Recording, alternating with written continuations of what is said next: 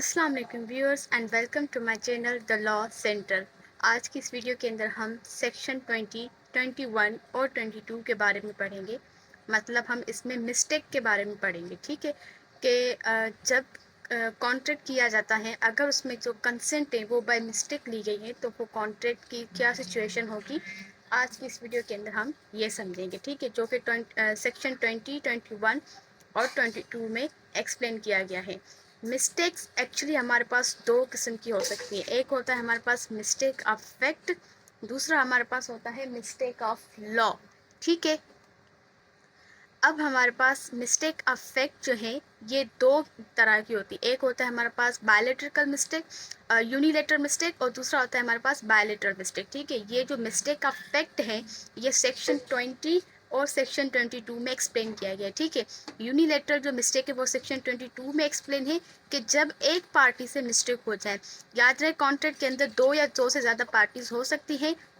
Offer देने वाला promisor, offer accept करने वाला प्रोमिसी, दोनों में से किसी एक से अगर मिस्टेक हो जाती है तो वो कॉन्ट्रैक्ट क्या होता है, वैलिड होता है, ठीक है। वो एग्रीमेंट वैलिड होगा।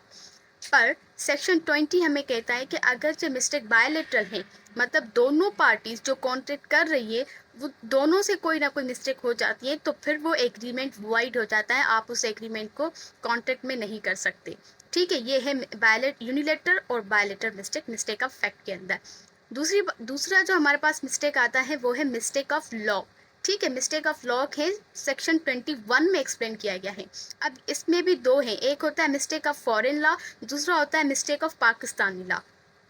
मिस्टेक ऑफ फॉरेन लॉ तो वही सेम है जो हमने ये पढ़ा ना मिस्टेक ऑफ फैक्ट के अंदर, ये सेम कॉन्सेप्ट है यहाँ पर मिस्टेक ऑफ पाकिस्तानी लॉ में क्या है कि अगर आपने कॉन्ट्रैक्ट किया और अगर आपसे कोई मिस्टेक हो गई है तो वो कॉन्ट्रैक्ट जो होगा वो वाइडेबल नहीं होगा। क्यों? क्योंकि यहाँ पर एक मैक्सिमम है कि ignorance of law is no excuse, ठीक है। इग्नोर आप लॉ को नहीं कर सकते, हर बंदे को लॉ के बारे में पता होना चाहिए, ठीक है। पर अगर फॉरेन लॉ की मिस्टेक है तो फिर उनमें ये वाली सिचुएशन सेम हो जाएगी, ठीक है। अगर आपको मिस्टेक से रिलेटेड कोई भी क्वेश्चन है तो आप कमेंट सेक्शन में पूछ सकते हैं।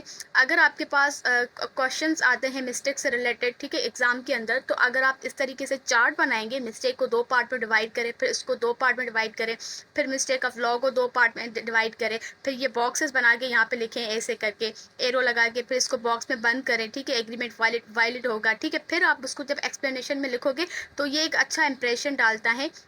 आपने जो क्वेश्चन है वो पूरा मिस्टेक से रिलेटेड जो भी पूछा गया आपने वो चार्ट के जरिए एक आंसर कर दिया, ठीक है। सो अगर आपको मिस्टेक से रिलेटेड कोई क्वेश्चन है तो आप कमेंट सेक्शन में पूछ सकते हैं। Thank you so much for watching. Allah हाफिज़।